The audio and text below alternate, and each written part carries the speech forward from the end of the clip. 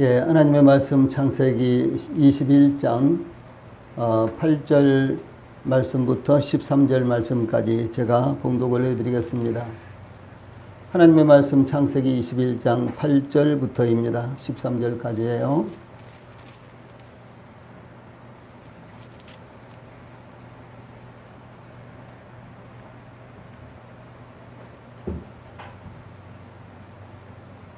하나님의 말씀 창세기 21장 8절부터 13절까지입니다. 봉독하겠습니다. 아이가 자라매 젖을 때고 이삭이 젖을 때는 날에 아브라함이 큰 잔치를 베풀었더라. 사라가 본즉 아브라함의 아들 애굽 여인 하갈의 아들이 이삭을 놀리는지라. 그가 아브라함에게 이르되 이 여종과 그 아들을 내쫓으라. 이 종의 아들은 내 아들 이삭과 함께 기업을 얻지 못하리라 하므로 아브라함이 그의 아들로 말미암아 그 일이 매우 근심이 되었더니 하나님이 아브라함에게 이르시되 내 아이나 내 여종으로 말미암아 근심하지 말고 사라가 내게 이런 말을 다 들으라. 이삭에게서 나는 자라야 넷이라 부를 것임이니라. 그러나 여종의 아들도 넷이니 내가 그로 한 민족을 이루게 하리라 하신지라. 아멘. 13절 말씀까지 봉독을 해드렸습니다. 예, 오늘 저녁에는 창세기 21장 8절로 13절 말씀을 통해서 약속의 자녀와 육신의 자녀의 갈등, 약속의 자녀와 육신의 자녀의 갈등, 이런 주제로 말씀을 전해드리겠습니다. 이제 이 부분은 신약성경 이 부분은 신약성경 이 로마서 4장과 그리고 갈라디아서 3장과 4장에 좀 더 자세하게 이제 설명이 되어 있는데요. 예, 그래서 이제 이 말씀을 이제 한 2시간 더, 오늘 말고 2시간 더, 그러니까 모두 다 한 3시간 정도에 이렇게 전해드리면서요. 이 부분에 대해서 우리 성도님들이 영적인 깊이를 깨닫게 되는 중요한 시간이 되기를 간절히 바라는 마음입니다. 그래서 오늘은 약속의 자녀와 육신의 자녀의 갈등, 이런 주제로 말씀을 전해드리겠습니다. 갈대아 우리에서 그 조상들을 따라 살고 있던 아브라함을 가나안 땅으로 인도하신 하나님께서 오랜 세월 갈등과 기다림 속에서도 거듭거듭 약속하셨던 대로 사라를 통해 아브라함에게 이삭이라는 아들을 낳게 하셨습니다. 하나님께서 아브라함과 할례의 언약을 맺으신 후에 창세기 17장 15절 16절에 보면은 하나님이 또 아브라함에게 이르시되 내 아내 사레는 이름을 사레라 하지 말고 사라라 하라. 내가 그에게 복을 주어 그가 내게 아들을 낳아주며 그가 내게 아브라함에게 아들을 낳아주게 하며 내가 그에게 복을 주어 그를 여러 민족의 어머니가 되게 하리니 민족의 여러 왕이 그에게서 나리라. 이렇게 말씀을 하시자 아브라함이 이제 대답하기를 아브라함이 엎드려 웃으며 마음속으로 이르되 100세 된 사람이 어찌 자식을 낳을까?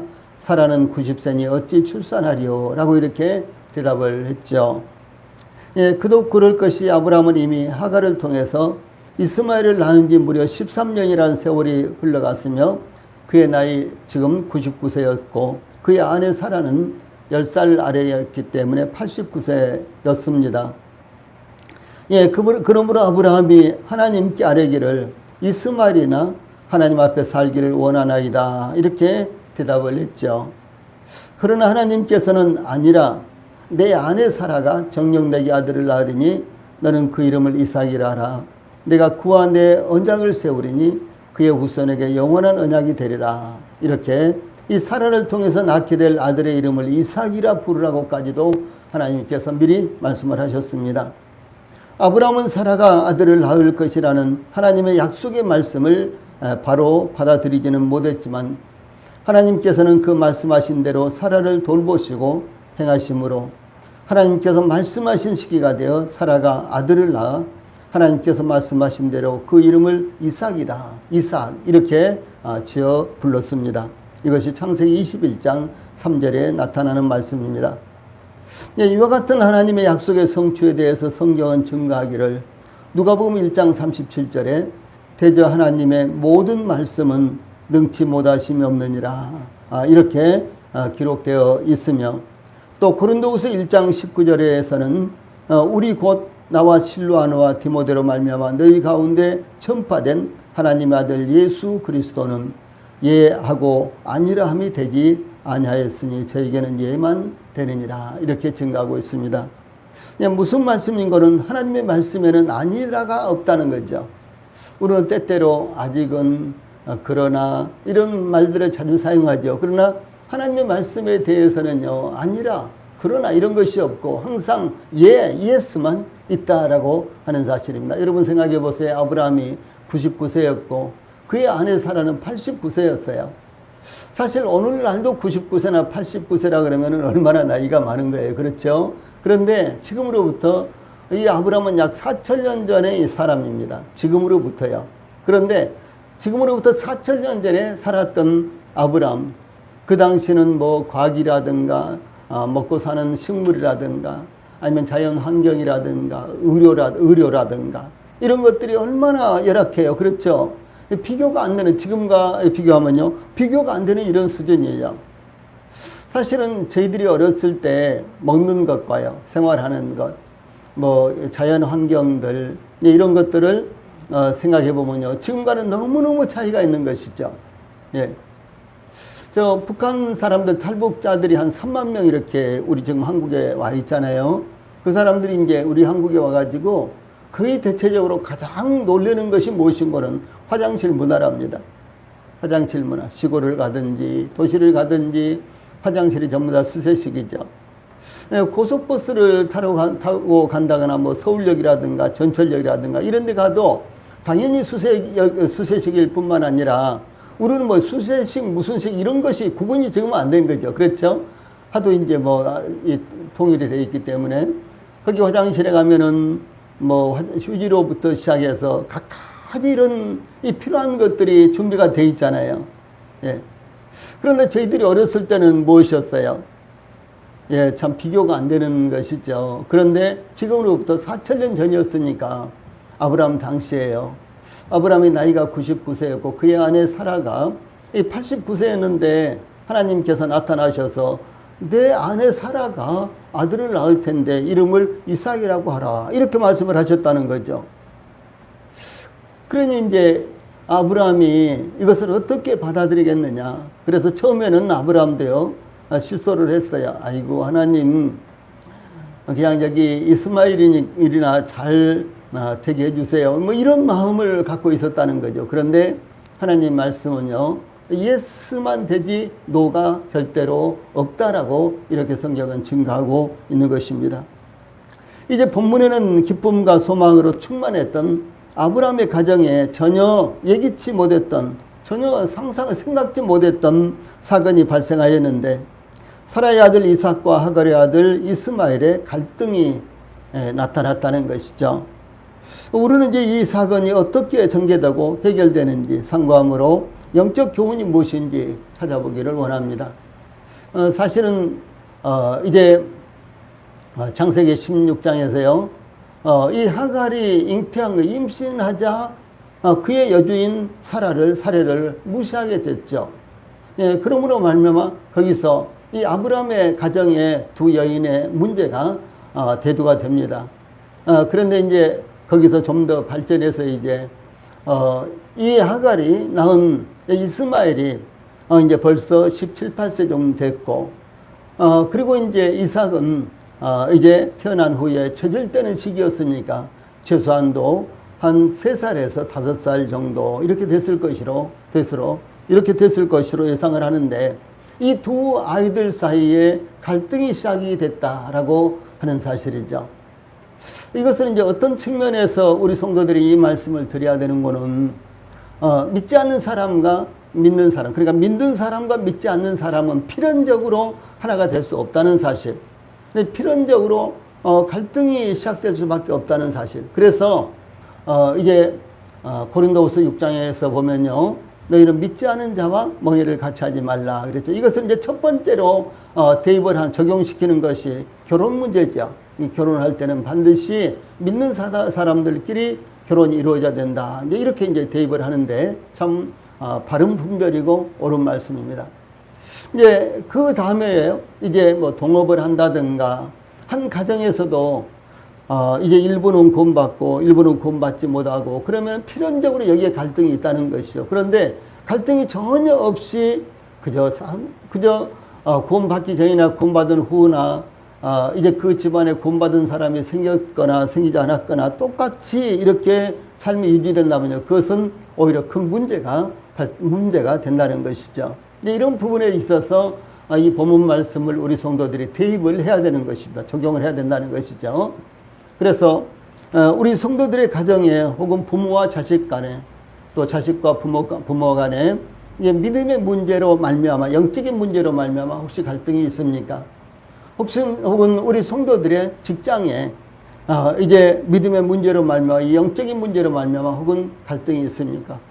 혹은 또 아주 가까이 지내던 아주 초등학교 때부터 가까이 지내던 그런 친구와의 사이에 어떤 문제가 발생하고 있습니까? 이제 이런 부분에 있어서 이 본문 말씀을 잘 적용을 해서 우리 성도들이 영적으로 이기는 삶을 살아야 된다라고 하는 사실입니다. 제일 먼저 8절에 보면 갈등의 발단이 나옵니다. 이 아브라함의 집에 이삭이 젖을 것을 기념하는 큰 잔치가 열렸다라고 기록되어 있죠. 그 당시 풍습으로는 아기들의 젖을 떼는 시기는 3살부터 5살 이때로서요. 요즘은 이제 젖을 한 1년이나 먹입니까? 요즘 뭐 젖을 조금 먹인다거나 아예 안 먹인다거나 그렇죠. 한때는 또 아이들에게 아예 젖을 먹이지 않고 뭐 우유로 이제 태어날 때부터 우유로 이제 이렇게 기른다거나 그런 경우들도 이제 있었어요. 그런데 이제 요즘은 또 엄마 젖을 좀 먹는 것이 좋다. 그래서 엄마 젖을 이제 어느 정도 먹이는데 뭐 1년도 먹이고 뭐 이렇게 하겠죠. 그런데 이제 아브라함 당시에는 보통 아기들의 젖을 떼는 시기가 3살부터 5살 그 사이였다고 합니다. 그런데 그때 큰 잔치를 열었습니다. 우리나라도 백일잔치니 돌잔치니 아이가 태어났을 때 잔치를 열고 있습니다. 아이가 태어난 것을 알리고 또한 감사하며 함께 즐거워하고 먹고 마시는 잔치입니다. 옛날에는 아이가 태어나서 자라는 것이 아주 어려운 일이었습니다. 2017년 통계에 의하면은요, 한 해 동안 전 세계에서 영유아 560만 명이 사망을 했습니다. 전 세계적으로 한 해 동안에 2017년 한 해 동안에요, 전 세계적으로 영유아가 560만 명이 사망했습니다. 지금 코로나 이제 확진자가요, 전 세계적으로 2억 명이 돌파를 했고요. 그리고 이제 죽은 사망자가 400만 명이 돌파를 했습니다. 엄청나죠. 사실은 우리나라에서는 그렇게 사망자가 많이 나오질 않았고 확진자도 많이 나오지 않은 편입니다. 그런데 전 세계적으로는 약 400만 명이나 되는 이 코로나 확진자들이 생명을 잃었어요. 그런데 2017년 한 해에만 해도요, 영유아가 전 세계적으로 560만 명이 사망을 했는데, 이는 하루에 평균 1만 5천여 명의 영아가 사망한 셈입니다. 또한 우리나라에는 1000명당 약 2.7명, 북한은 15명, 소말리아는 133명으로 나타나고 있습니다. 우리나라는 1950년대까지만 해도요, 영유아 사망률은 1년에 1000명당 약 138명인 것으로 조사가 됐습니다. 그러니까 현재 소말리아보다도 1950년도에 영유아 사망률은요, 우리나라가 더 많았어요. 우리나라가 소말리아나 에티오피아 그런 나라 보면 참 어떻게 저렇게 하고 사냐, 저게 사람 사는 것이냐, 뭐 이렇게 느껴지잖아요. 그런데 1950년대만 해도요, 우리나라가 오히려 더 열악했다. 지금 우리가 이제 TV로 보는 그들의 모습보다도 우리가 더 열악했다라는 것을 의미를 하는 것입니다. 그러므로 예수님 당시나 그보다 2000년 전으로 거슬러 올라가, 그러니까 지금으로부터 4000년 전이었을 때요, 그 당시 영유아들이 성인이 되도록 살아남는다는 것은 실로 기적이라고도 할 수가 있는 것입니다. 제가 자랄 때 전염병이 한번 이렇게 휩쓸고 가면요.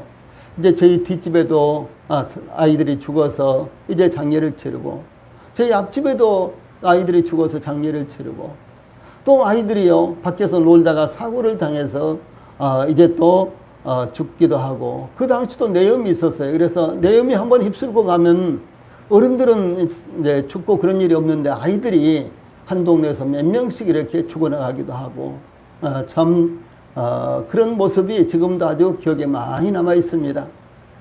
예, 어제까지만 해도 같이 뛰어서 놀았는데, 예, 내염이 걸렸다 그래서 집에 못 나오다가 며칠 후면은 죽었다고 이렇게 장례를 치르는 그런 모습을 봤어요. 그래서 아이들이 죽으면은 옛날에는 그 지게에 이렇게, 이 발이 이렇게 있는 지게 있잖아요. 거기다가 아이들을 이제 그 짊어지고 이렇게 가까운 야산으로 가서 땅을 이렇게 깊이 파고 묻어서 이렇게 매장을 하는 것이 아니라 그냥 그 땅을 조금만 파고 위에다 돌로 이렇게 장례를 치렀어요. 왜 그랬는지 모르겠어요. 아이들의 무덤은 흙으로 이렇게 묻지 않고 돌을 이렇게 이제 주워다가 잔뜩 쌓아서 이렇게 이제 무덤을 만들었는데, 그런데 가면 그 돌 무덤이 꽉 찼습니다. 그렇게 아이들이 많이 죽었어요. 그러므로 지금으로부터 4,000년, 예수님 당시만 해도 2,000년, 그리고 예수님 당시로부터 더 거슬러 올라가서 2,000년, 그러니까 지금으로부터 약 4,000년 전에 영유 아들의 사망률은 얼마나 많겠어요? 아마 10명 낳으면은 7, 8명은 죽고 한 2, 3명은 살고 그러지 않겠느냐, 이렇게 짐작을 해볼 수가 있습니다. 그래서 이제 그 당시에 이 성인이 되도록 살아남는다는 것은 실로 기적이라고도 할 수 있을 정도로 아이들 사망률이 굉장히 많았을 때였습니다. 이와 같이 옛날에는 아이들이 태어나서 성장하는 것이 참으로 어려웠으며 죽는 경우가 다반사였습니다. 특히 100일이 되도록 무사히 살았으니 혹은 1년이 지나도록 살았으니 복받았다고 생각하고 잔치를 열어서 옛날에는 100일 잔치라든가 돌잔치가 굉장히 성황리에 이렇게 됐고, 또 뿐만 아니라 저희들이 한 20대 때만 해도요, 이 환갑잔치가, 그때 환갑잔치가 있으면은 그야말로 한 동네에 환갑잔치를 하면 여러 동네 사람들이 다 모여서 온종일 술을 마시고 놀고 그러면서요 환갑잔치를 하고 그랬어요. 그리고 환갑을 넘기기가 그렇게 쉽지 않았다는 것이죠. 근데 요즘 환갑잔치 한다 그러면 얼마나 창피한 일이에요. 그렇죠? 그렇게 변해버리고 말았죠. 그래서 이제 이 몇 년이 지난 옛날에는요, 그래서 이렇게 이제 돌까지 지내기도 어려웠고, 그래서 몇 년이 지난 다음에 출생신고를 했습니다. 그래서 이제 옛날에는 자기 나이보다도 한 2, 3살 이렇게 아래로, 그때는 뭐 한 2년, 3년 후에 출생신고를 해도 벌금이 나온다든가 그러진 않았어요. 2년, 3년 후에 출생신고를 해도 2, 3년 전에 낳았다고 이렇게 낳은 날짜를 그대로 해도 되는데, 거의 대체적으로 2년, 3년 늦춰서 이렇게 출생신고를 하기까지도 이렇게 했었죠. 특별히 옛날에는 먹을 것이 없어서 영양 부족으로 죽는 경우가 많았고요. 엄마들이 젖을 먹여야 하는데 산모들의 영양 부족으로 젖이 나오지 않아서 아기들에게 먹일 것이 없었습니다. 그러므로 100일까지 무사히 버텼다. 돌까지 건강하게 살았다. 이제 이런 생각으로 이 100일 잔치, 돌잔치를 열었고요. 이웃을 초청하여 음식을 함께 먹으면서 기쁨을 나눴습니다. 특별히 100일 잔치나 돌잔치에는 무속신앙의 영향을 받아서 먼저 이 삼신에게 제사를 드리는데, 삼신 할머니라 그랬죠. 삼신 할망구 뭐 이렇게도 이야기했고요. 삼신에게 제사를 드리는데, 우리나라의 풍습의 삼신은, 이 삼신이요, 아기의 출산과 성장을 관장한다고 여겼기 때문에 100일이나 혹은 이제 돌이 되면요, 먼저 삼신에게 제사를 드리고 그 다음에 잔치를 이렇게 열었습니다. 이런 의식은 AD 372년 불교가 한국에 도착하기 전부터 민가에 널리 퍼져 있었던 이런 풍속이었으니까 이제 아이들이 이렇게 성장하기가 굉장히 어려웠고, 혹시 아이들이 성장하면 삼신이 도왔다라든가, 그래서 반드시 삼신에게 제사를 드린다든가 이런 일들이 있었다는 것이죠. 또한 이 100일에는 이웃들에게 떡을 돌리는 풍습이 있었는데요. 이 수수떡이나 흰떡을 돌렸습니다. 붉은 수수 팥떡을 돌리는 이유. 그래서 지금도 이제 이 수수떡을 해서 돌리는 그런 사람들이 있어요. 내지는 또 이 돌잔치라든가 이런 거 할 때 반드시 수수떡을 해야 된다라고 이렇게 생각을 하는 사람들이 지금도 있습니다. 그런데 이 붉은 수수 팥떡을 돌리는 것은 귀신들이 붉은 것을 싫어한다는 미신 때문이었고요. 그 다음에 백설기를 돌리는 것은 나쁜 병에 걸리지 말고 건강하게 오래오래 장수하라는 의미로 백설기를 돌렸다라고 이렇게 전해지고 있습니다. 이 아브라함의 가정에 있어서 이삭은 그 어떤 가정의 아이들보다 더 소중했습니다. 아브라함이 100살, 사라가 90살에 낳은 아들이었기 때문에 이 사라에게는 유일한 또 아들이었기 때문입니다. 또한 아브라함 당시의 중근동에서는 아이들이 젖을 뗄 때에 큰 잔치를 배설하던 이 풍습이 있었습니다. 예, 그러므로 부족의 왕이었으며 자타가 인정하는 막강한 부족이 된 이 아브라함은 하나님께서 노년의 아들을 주셔서 건강하게 잘 성장하고 있다는 것을 대내외적으로 알리는 것이 또한 필요했을 것으로 이렇게 보입니다. 그러나 갈등의 발단은 아브라함의 가정에 가장 좋은 날, 가장 기쁜 날에 발생을 했습니다. 좋은 날, 기쁜 날은 좋은 대로 기쁜 대로 끝나야 하는데 하필 이런 날에 생각하지 못했던 엉뚱한 일이 일어날 수 있다는 사실을 우리들에게 보여주고 있습니다. 그래서 우리 성도들도 아주 좋은 날 있습니까? 기쁜 날 있습니까? 그럴수록 하나님을 의지하고 교만하지 말고 겸손하게 하나님 앞에 기도하면서 보내야만 되는 것입니다. 이 욥은 아들들의 생일 잔치에 불의의 변란을 당했다라고 욥기 1장 4절에 기록되어 있습니다. 바사의 아하수에로 왕은 180일간이나 지속된 잔치 끝에 왕비 와스디를 폐위하게 되는 아주 불행한 일이 에스더서 1장 12절에 나타나고 있죠. 그러므로 좋은 날, 즐거운 날에는 좋은 일과 즐거운 일이 이어질 수 있도록 더욱 삼가며 조심해야 하는 것입니다. 다음에 9절에는 좋은 날 일어난 갈등이 어떤 것인가 라는 것이 나타나 있습니다. 이삭이 젖을 뗄 때 그것을 기념하기 위한 아브라함의 집에서 열린 잔치는 감사와 즐거움의 잔치였습니다. 아브라함과 사라는 물론 아브라함에게 딸린 모든 식솔들이 함께 성대한 잔치에서 먹고 마시면서 즐거운 시간을 보내고 있었습니다. 그런데 잔치가 한참 물이 있고 있을 무렵 9절에 보면 사라가 본즉 아브라함의 아들 애굽 여인 하갈의 아들이 이삭을 놀리는지라 이렇게 증가하고 있습니다. 이스마엘이 이삭을 희롱하는 것을 사라가 보았다. 그냥 놀리는지라 이 표현인데 이 놀렸다 그러면 그냥 희롱했다 이제 이렇게도 이제 볼 수가 있는데 아니 이제 뭐 나이 차이가 많으니까 데리고 놀면서 어떻게 되겠지 뭐 이 정도로 우리가 생각해 볼 수가 있죠. 그런데 이 본문의 말씀은요 그런 것이 아니라는 것이죠. 그래서 이스마엘이 이삭을 희롱하고 있는 것을 사라가 보았다는 것입니다. 이 사라는 이스마엘이 이삭을 놀리는 것을 보자 참을 수가 없었습니다. 시기심이나 여종의 아들이라는 차별 때문이 아니었습니다. 사라에게 있어서 이삭은 유일한 소망이었습니다. 아브라함의 유업을 이을 상속자이었습니다. 어떤 경우라도요 그 소망이 위협당하거나 꺾일 수 없었다는 사실을 여기서 나타내고 있는 것입니다. 여기 희롱하다 혹은 놀리다 라는 말은요 그래서 어떤 번역에는 희롱하다 어떤 번역에는 놀리는지라 이렇게 나와 있거든요. 이제 이 말은 멸시하다 비웃다 핍박하다 라는 의미입니다. 멸시하다 비웃다 핍박하다를 의미합니다. 이는 아이들이 서로 어울려 장난기 섞인 어떤 놀이를 했다는 것이 아니라 고의적으로 이삭을 멸시하며 괴롭혔다는 것을 의미합니다. 예, 그러므로 사도 바울은 갈라디아서 4장 29절에서요 박해했다라고 증가하고 있습니다. 이스마엘이 이삭을 하갈의 아들 이스마엘이 사라의 아들 이삭을 박해했다라고 이렇게 증가하고 있습니다. 이삭은 겨우 이제 3살 내지 5살에 불과하고 이스마엘은 이삭보다 13, 14세가 많았으니까 17세 내지 18세였거든요. 그럼 비교가 안 되고 상대가 안 되는 거죠. 힘으로는.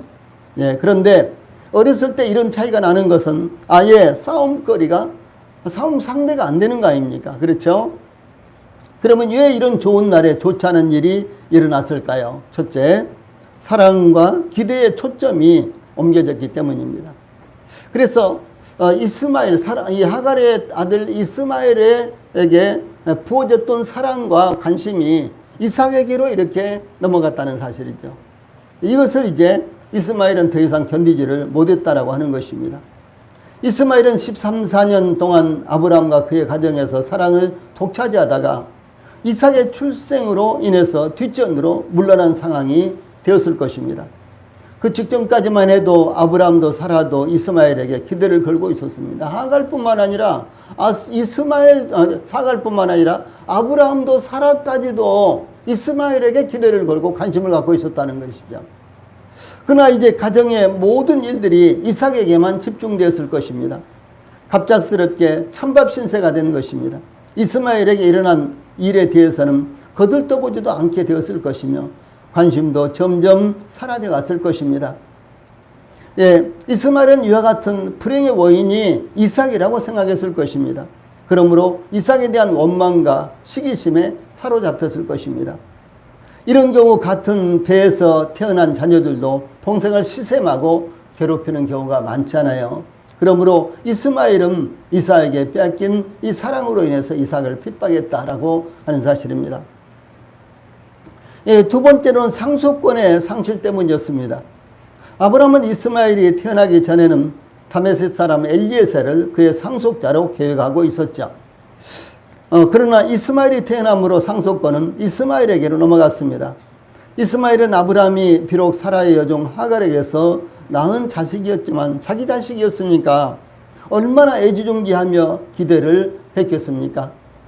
당연히 상속권은 이스마엘에게로 넘어갔습니다. 그런데 예상치 않게 이삭이 태어난 것입니다. 이스마엘이 17, 18세로서 이제 철이 들어가는 나이였습니다. 그런데 자신에게 모든 것이 돌아올 시점이었는데 이삭에게 모든 것이 넘어가 버리고 돌아가 버리고 말았습니다. 그러므로 이스마엘은 이삭을 핍박하지 않을 수가 없었다는 것이죠. 그러나 아브라함의 가정에 이와 같은 비극의 씨앗이 움트고 있는 것은 아브라함의 육신적인 판단과 믿음의 부족함 때문이 그 원인이었습니다. 하나님의 약속의 말씀을 굳건하게 붙들고 기다렸다면 이런 갈등은 아예 이런 갈등이 처음부터 발생하지 않았을 것입니다. 이와 같이 하나님의 약속의 말씀을 사서로이 풀고 육신적인 방법을 대입하여 적용시키는 것은 합당하지 않았다라고 하는 것이죠. 처음에는 어린 아이를 데려다 길렀는데 그 아이를 상속자로 생각했고 그 다음에는 이제 아브라함이 사라가 아닌 누구를 통해서라도 낳으면은 그 아이가 상속자가 될 것으로 생각했고 나중에 하나님께서 이제 거듭거듭 약속의 말씀을 통해서 이 사라의 몸에서 날 자가 비로소 아브라함의 상속자가 될 것이다. 이렇게 이제 말씀을 하심으로 말미암아 아브라함이 매번 흔들리고 믿음이 이 하나님의 약속의 말씀을 바르게 이해하지 못하는 가운데서 우왕좌왕했다라고 하는 사실입니다. 그래서 하나님의 약속의 말씀을 사사로이 풀었고 육신적인 방법을 대입하여 적용시키는 것, 이것 때문에 이와 같은 불행한 문제가 이 가정에 발생을 했습니다. 그러므로 우리들은 어떻게 상황이 변하더라도 오직 하나님의 말씀만을 굳건하게 붙들고 믿음으로 기다리는 것이 평안의 길이라는 것을 잊지 않아야 된다라고 하는 사실, 우리 성도들이 놓치지 않기를 바랍니다. 다음에 10절로 13절에서는 그러면 이와 같은 갈등에 대해서 어떻게 해결을 해야 되는가, 이 갈등에 대한 조치가 나와 있습니다. 이스마엘이 이삭을 희롱하는 것을 사라가 보고 아브라함에게 10절에 보면 이 여종과 그 아들을 내쫓으라. 이 종의 아들은 내 아들 이삭과 함께 기업을 얻지 못하리라. 이렇게 단호하게 사라가요 남편 아브라함에게 요청을 합니다. 사라는 사이좋게 지내도록 이스마엘을 다독거린다거나 혹은 또 이 아브라함에게 좀 저들이 싸우지 않도록 좀 다독거려 주세요. 가서 좀 이야기를 좀 하세요. 이렇게 이 정도로 이야기를 하지 않았어요. 우리가 생각할 때 좀 그 정도로 다독거려서 한 집안에서 이스마엘과 이삭이 잘 어울려서 사이좋게 잘 자라고 성장하면 좋지 않겠어요? 그런데 사라는 그렇게 하지 않았다는 사실이죠. 이것이 참 영적으로 굉장히 중요한 것입니다. 이스마엘과 그 어미를 내쫓으라고 사라는 요청을 했습니다. 아주 매정했습니다. 단호했습니다. 그 이유는 이 하갈의 소생 이스마엘과 사라의 아들 이삭이 함께 기업을 얻지 못하라는 것이었습니다. 사이좋게 서로가 나눠서 갖게 할 수는 없다라고 하는 사실입니다. 우리 안에도요, 육신적인 것과 영적인 것이 항상 함께 있죠. 예. 그래서 육신적인 것을 적당하게 즐기면서 그 다음에 영적인 삶을 유지하고 우리는 이렇게 하고 싶지만 그것이 절대로 안 된다는 것이죠. 예. 그래서 땅에 있는 지체는 죽이라. 뭐 이렇게 이제 하나님께서 단호하게 말씀을 하시는 것입니다. 예. 육신적으로 우리가 적당하게 세상을 즐기고 예, 믿지 않은 사람들과 적당하게 어울리면서 즐기며 그 다음에 또 영적인 생활도 하고 이렇게 하면 참 좋지 않겠어요? 그런데 하나님은 그것을 절대로 원하지 않습니다. 너희는 믿지 않은 자들에게서 떠나라. 이렇게 말씀을 하시는 거예요. 너희는 거기서 떠나서 따로 있어라. 라고 이렇게요. 이제 고린도후서 6장에서 보면 이렇게 말씀하셨어요. 너희는 거기서 떠나서 따로 있어라. 예, 이것이 바로 교회입니다. 예. 예, 하나님의 이 교회 안에서 구원받지 못한 사람들도 구원받은 것처럼 대우해주고 함께 이제 사역에 동참시키고 이러면은 교회는 부흥하겠죠. 그래서 이 교회 부흥론에서요, 교회 부흥론에서 아주 가장 중요한 이와 같은 이제 문제가 있는데 그것은 무엇인가는 예, 영적인 사람과 영적이지 않는 사람들, 구원받은 사람과 구원받지 않은 사람들을 나누지 마라 이것입니다. 나누지 않으면 어떻게 되겠어요? 그럼 교회는 결과적으로요, 영성을 잃어버리는 것입니다.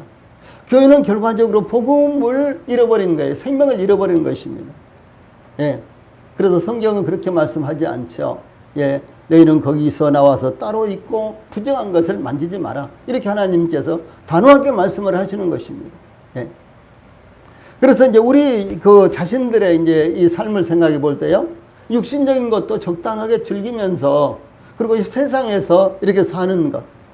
그래서 술 마시고 또 못된 짓 하고 이런 친구들도 가까이 사귀면서 또 때로는 그들과 또 잘 어울리면서 그러면서 또 때로는 영적인 생활하고 이렇게 하면은 세상에서도 그런 사람들이 잘 나가지 않겠느냐. 예, 세상에서 그런 사람들이 인정을 받고 성공하지 않겠느냐 이렇게 생각할 수 있습니다. 그러나 이 성경은 그렇지 않다는 것이죠. 예, 성경은 그렇게 말씀하고 있지 않는 것입니다.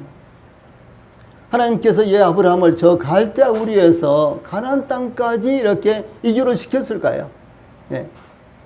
예, 갈대아 우리에서 아브라함의 집안은 상당히 그 유지였습니다. 그래서 이 사는데 전혀 걱정이 없었어요. 예. 그런데도 불구하고 하나님께서 아브라함을 너는 너의 본토, 고향, 친척, 아버지의 집을 떠나서 내가 너에게 지시할 땅으로 가라. 그래서 이제 가나안 땅으로 이주를 했는데 히브리서에 보면요, 히브리서 11장에 보면 아브라함이 하나님의 인도하심을 받아서 가나안 땅에 도착을 했지만 거기에서는 발붙일 만큼의 땅도 없었다라고 이렇게 말씀이 기록되어 있어요. 기껏 하나님의 인도하심을 받아서 가나안 땅까지 왔는데 그런데 가나안 땅에는 이미 가나안 족속들이 다 여기저기 살고 있었어요. 예. 제가 여러 번 말씀드렸습니다만 그 당시는 이 부족 간에 서로 전쟁이 항상 있었어요. 부족 국가였으니까요. 그래서 지금 저 아마존 밀림이라든가 아프리카라든가 이런 데들도요. 이 부족 간에 전쟁이 있어가지고 한 부족을 완전히 다 죽여버리고 예, 그들이 갖고 있는 모든 것들을 약탈해다가 자기들이 사용하고 이렇게 합니다. 아브라함 당시에는 더더욱 그랬어요. 예, 야곱의 이제 아들 이제 야곱의 딸 디나가 성추행을 당했죠. 세겜 족속한테요. 그랬을 때 어떻게 했습니까? 너희들이 할 일을 받으면 서로 통용할 수 있다. 이렇게 이제 제시를 하고 나서 이제 세겜 족속들이 할 일을 받고 아직 이제 그 아픔 때문에 움직이지 못하고 있을 때 시몬과 레위가 가가지고 칼로 세겜 족속들을 전부 다 죽여버리죠. 그리고 그 아들들이 세겜의 성에 들어가서요, 전부 다 약탈을 해오죠. 그때 야곱이 뭐라고 야곱이 뭐라 그랬어요? 너희가 이 가나안 족속들에게 냄새를 풍기게 했다. 야곱은요, 많은 경험들이 있었기 때문에 이 야곱의 아들들은 그냥 혈기왕성해 가지고 뭘 몰랐어요. 앞뒤로 분간을 못했습니다. 그런데 다양한 이와 같은 경험이 있었던 야곱은 너무너무 두려웠습니다. 어쩔 줄은 몰랐어요. 그래서 벌벌 떨고 있을 때 하나님께서 내가 내 형 에서를 피해서 하란으로 도망갈 때요, 하나님께서 너에게 나타난 곳이 어디냐? 베델이지 않느냐? 그 베델로 올라가서 나를 만나라. 이렇게 하나님께서 말씀하셨어요. 네. 굉장히 중요한 대목입니다. 네. 자, 여기서 이제 이 사라가 아브라함에게 요청한 내쫓으라. 이 말은요, 이혼하다라는 말과 같은 말입니다. 내쫓으라, 이혼하다라는 말과 같은 말이에요. 그래서 레위기서 21장 7절, 민수기 22장 13절에는 이혼하다라고 이렇게 사용이 됐습니다. 예, 그러므로 이혼 절차를 밟아서 이스마엘이 아브라함에 대해 가진 법적 권리와 관계를 완전히 제거하라는 이와 같은 요청입니다. 예, 이러한 요청은 하갈이 사라의 몸종인 신분인 이상 이 당시의 관습으로는 합법적으로 그렇게 할 수 있는 것이었습니다. 이 하갈은 사라의 몸종이었지만 아들을 생산하기 위해 사라가 하갈을 아브라함에게 첩으로 주었다라고 창세기 16장 3절에 기록되어 있습니다. 그러나 하갈이 임신하자 그의 여주인 사라를 멸시하였을 때, 그때 사라가 아브라함에게 억울함을 호소하자 아브라함은 사라에게 당신의 여종은 당신의 수중에 있으니 당신의 눈에 좋을 대로 그에게 행하라. 창세기 16장 6절에 이렇게 말씀을 기록되어 있는데요. 이 다시 사라의 수종으로 하갈이 들어왔다는 거죠. 예, 그러므로 비록 하갈이 아브라함의 첩이었지만 여전히 사라의 여종으로서 사라가 마음대로 할 수 있는 위치에 있었다는 것이죠. 그래서 이제 비록 여종이라고 할지라도 아브라함의 아들을 낳는데 내어 쫓는다는 것은 너무 잔인한 것처럼 보입니다. 예, 저희들도 그렇죠. 믿지 않는 사람들인데 그렇게 딱 끊어버리면 될까? 나도 과거에 즐기던 일들인데 그래도 조금 즐기고 천천히 끊고, 예, 그렇게 해도 되지 않을까? 이렇게도 생각을 하죠. 그러나 하나님은 절대로 그와 같은 것, 육신적인 것을요, 우리가 끊지 못하는 것을 원하지 않습니다. 단호하게 끊어야 되는 것입니다. 예.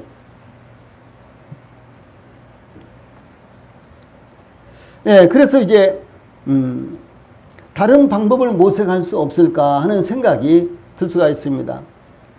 아직 어린 아이고, 그리고 아브라함의 첩으로 이렇게 하갈이 들어왔는데, 이 모자를 내어 쫓아버리는 것은, 예, 죽으라는 것 밖에 더 되겠느냐?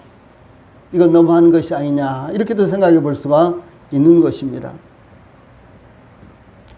그러나 영적인 문제에 있어서는 내어 쫓아내는 것과 사이좋게 지내는 것과 또한 가까운 곳에서 살 수 있도록 배려하는 것은 큰 차이가 있다라고 하는 사실이죠. 영적인 측면에서는 사이좋게 지낼 수가 없는 거예요.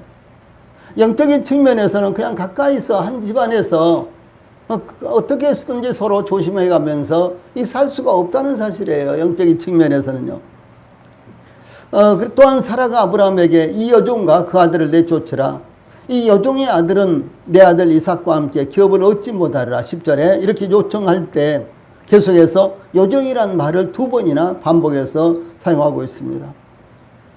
사라가 이스마엘이 여종의 아들이라는 것을 강조하는 것입니다. 여종의 아들이다 하는 거죠. 예. 이 종의 아들이 주인의 아들과 함께 상속자가 될 수 없다는 것입니다. 그러므로 아예 여종과 그 아들을 내어 쫓으라 라는 것입니다. 예, 사라의 이와 같은 요청에 따라서 아브라함은 11절에 그의 아들로 말미암아 그 일이 매우 근심이 되었더니 라고 그 상황을 증가하고 있습니다. 두 여인들 사이에 아브라함 얼마나 고민이 되겠어요? 예, 이스마엘도 자기 자식이고 이삭도 자기 자식이잖아요. 이 고부 간의 갈등이 있었을 때 그 사이에서 과연 어떻게 해야 되느냐. 이런 문제로 참 굉장히 과거에는 어려움이 많았습니다. 그런데 여기에서는 그거보다도요, 더 엄청나게 문제가 되고 있는 것이, 비록 여종이지만 그 여종을 통해서 낳은 내 자식이고, 그리고 이제 이삭은 본씨를 통해서 낳은 내 자식인데, 그래도 이쪽도 내 자식이고 이쪽도 내 자식인데 어떻게 해야 되느냐. 아브라함은 정말로 고민이 컸던 것입니다. 이들이 사이좋게 지냈으면 좋을 텐데 둘이 잘 성장하면 각각 적절하게 재산을 분배하여 집을 이룰 수 있도록 도와줄 텐데, 아직 17, 18세 정도라면은 만약 이때 쫓아낸다면 죽을지 살지 예측할 수 없는 상황이었습니다. 그러므로 아브라함은 근심이 되지 않을 수가 없었던 것입니다. 특히 이 부성애, 자식을 사랑하는 아버지의 이와 같은 사랑, 이 부성애 때문에 아브라함은 근심이 되었습니다. 필리핀 세부에 살고 있는 시내라는 유튜브에 나와 있어요. 아마 지금도 있을 거예요. 시내라는 10살짜리 소녀가 있었습니다. 한국 남성이 세부에 사업하러 왔다가 필리핀 여성과 동거하면서 낳고는 떠나버림으로 버려진 아이입니다. 그 아이 시내가 이 코피노를 돌보는 기관에 도움을 받아 아빠를 찾으러 한국에 왔는데 그 아빠가 만나주지 않은 것입니다. 그 할머니와 할아버지도요, 만나주지 않았습니다. 한 번만이라도 아빠를 보고 싶어 했던 시내의 간절함은 결국은 물거품이 되어버리고요. 할아버지, 할머니도 만나주지 않아서 결국은 만나지를 못했습니다. 이 낳기를 원하지도 않았던 아이, 생각 없이 즐기다가 생겨난 아이였죠. 그 아이가 잘 자라는데도 예면당하고 만나주지도 않았다라고 하는 것이죠. 더더구나 이 시내는요, 병이 한 가지 있었어요. 태어나면서부터 갖고 있는 병이 있었는데, 그대로 필리핀으로 돌아가면은 과연 성인이 될 때까지 성장할 수 있을까, 아니면은 문제가 생길까라고 하는 위험한 이와 같은 상황이었습니다. 그래서 이제 그 이야기까지 할아버지 할머니한테 이야기를 하면서 이 시내를 데리고 온 분이요, 이야기를 하면서 이런 상황이니까 좀 한번 만나주세요. 꼭 도움을 달라고 하는 것은 아닙니다. 그래도 끝까지 안 만나준 거예요. 그래서 이제 한국의 어떤 기관에서 그 아이를 데려다가 치료를 잘 해서 건강하게 이렇게 병을 제거하고 다시 필리핀으로 돌아가게 하는 이와 같은 모습이 유튜브에 나와 있었습니다. 참 그냥 눈물이 나왔어요. 참 이렇게 인생을 시작하는 아이들도 있구나, 이런 생각을 하게 됐습니다. 그러나 아브라함에게 있어서 이스마엘은 86살 때 낳은 유일한 아들이었습니다. 무려 14년 동안이나 후사로 생각하고 애지중지 키웠습니다. 그런데 정실 사라가 낳은 이삭 때문에 이스마엘을 쫓아내야 한다는 것은 아버지 아브라함으로서는 도저히 받아들일 수가 없는 일이었습니다. 그러므로 아브라함은 매우 근심이 되었다라고 하는 사실입니다. 여러분 이해가 되십니까? 아브라함이 얼마나 가슴 아프겠어요. 이러지도 저러지도 못하고요. 이것이 이제 우리의 육신 가운데도 우리의 안에서도요, 이와 같은 일이 있다는 것이죠. 이 육신적인 거 반드시 버리고 제거해야 되는데 버릴 수가 없는 거예요. 그리고 이 영적인 것만 위해서 내가 살아야 되고 육신적인 것은 버려야 되고 과감하게 이것은 제거해야 되는데 제거되지 않는다는 사실입니다. 오랫동안 습관이 들었기 때문에, 내지는 또 오랫동안 마음을 거기다 두었기 때문에 이것이 제거되지 않는 그런 경우도 얼마든지 있을 수 있습니다. 이것이 여러 가지 상황으로 나타날 수가 있다는 사실이죠. 습관적으로 즐기던 것들을 쉽게 포기하지 못하는 그런 그리스도인들도 있습니다. 그리고 결국은 세월이 지나도 버리지 못하고요. 그래서 영적인 것을 잃고 마는 그런 경우도 없지 않아 있습니다. 저는 많이 봐왔어요. 예. 그래서 우리 성도들이 여기 아브라함이 이렇게 근심 중에 있었고 고민하고 있는 이와 같은 상황 가운데서 우리 성도들도 여기를 이 부분을 깊이 묵상을 하십시오. 예. 결코 아브라함은 이스마엘과 이삭을 함께 데리고 살 수는 없는 것입니다. 이스마엘과 이삭을 함께 유업을 얻을 자로 자기 상속자로 함께 아이들을 데리고 살아갈 수가 없다는 사실이에요. 결과적으로 어떤 누구는 버려야 되는 거예요. 그리고 우리 안에 있는 육신과 영적인 것, 육신적인 것과 영적인 것 당연하죠. 육신적인 것은 아무것도 우리를요 하나님의 나라를 유업을 얻을 수 없습니다. 무슨 말인 거는 하나님 앞에 상급을 받을 수가 없는 거예요. 이것은 하나님을 기쁘시게 해드리지 못하고 우리의 영적인 우리의 삶도요 방해만 되지 이익을 주지 못합니다. 그리고 지금까지 즐겨왔기 때문에 지금까지 내가 애지중지에 이것을 간수해 왔기 때문에 버리지 못하고 있다면 결과적으로 나는 영적인 삶을 포기해야 되고 이룰 수밖에 없게 된다는 사실을 이 말씀을 통해서 우리가 배울 수가 있어야 되는 거예요. 예, 근심 중에 있는 아브라함에게 그때 하나님께서요, 여기 12절 13절에 내 아이나 내 여종으로 말미암아 근심하지 말고 사라가 내게 이른 말을 다 들으라. 이삭에게서 나는 자라야 내 씨라 부를 것임이니라. 그러나 여종의 아들도 내 씨니 내가 그로 한 민족을 이루게 하리라. 이렇게 말씀을 하셨습니다. 하나님께서 아브라함에게 사라를 잘 달래서 이를 평화롭게 마무리 지어라.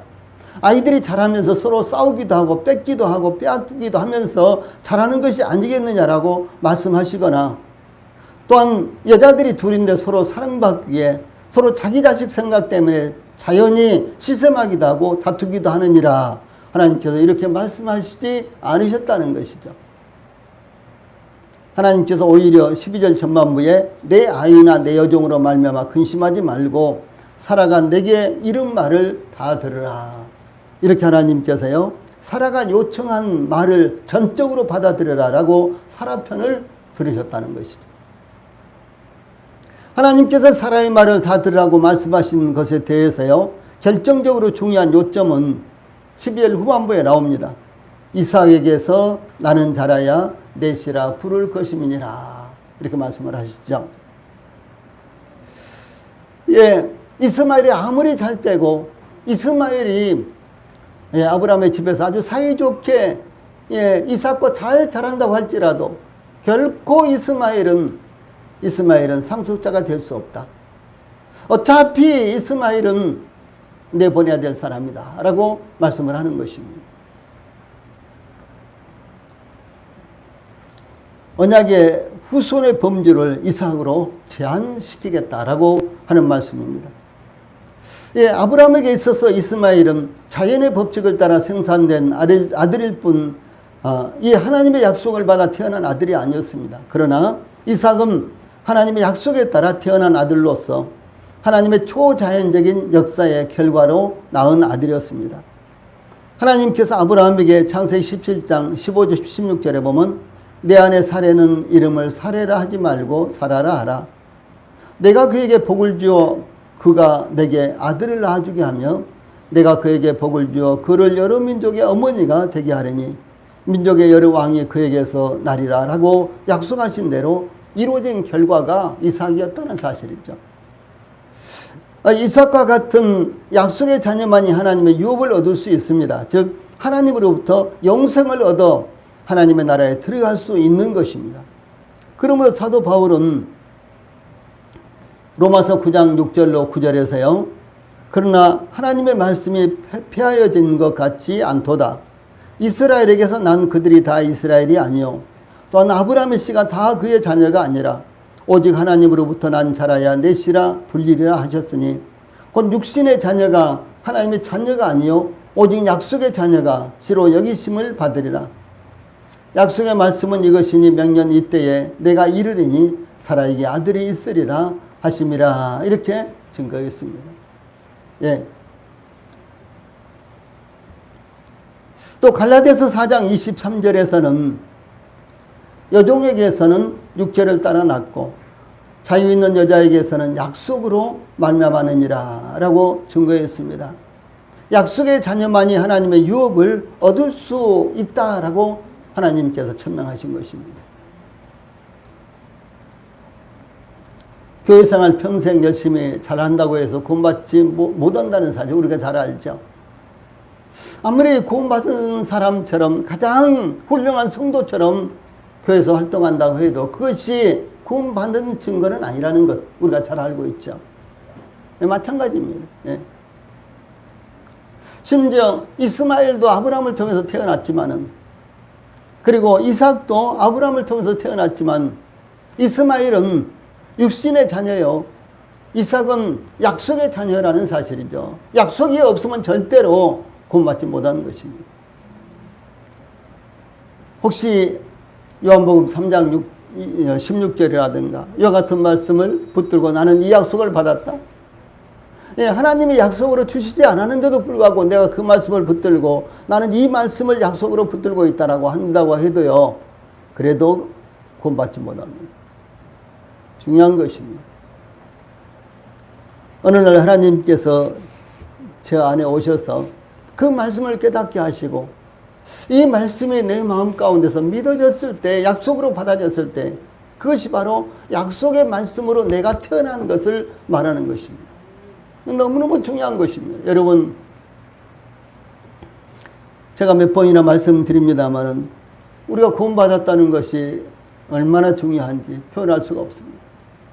지금은 그냥 이 구원받은 사람과 받지 않은 사람 별로 차이가 없이 세상을 살고 있습니다. 지금은 복음이 없는 교회나 이단 교회도요, 아주 열심히, 아주 겉으로 보기에는 정말 멋지게 하나님을 섬기고 그런 것처럼 보입니다. 그러나 이제 하나님 앞에 갔을 때요, 얼마나 뚜렷하게 증거가 나오겠습니까?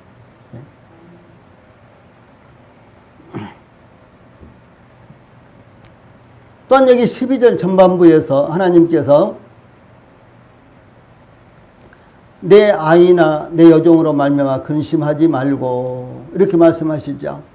그 이유는 13절에 그러나 여종의 아들도 내시니 내가 그로 한 민족을 이루게 하리라 이렇게 말씀하신 것입니다. 비록 이스마엘이 너의 상속자는 아닐지라도 너의 자식이니까 내가 그도 돌봐주겠다 이렇게 말씀하신 거예요.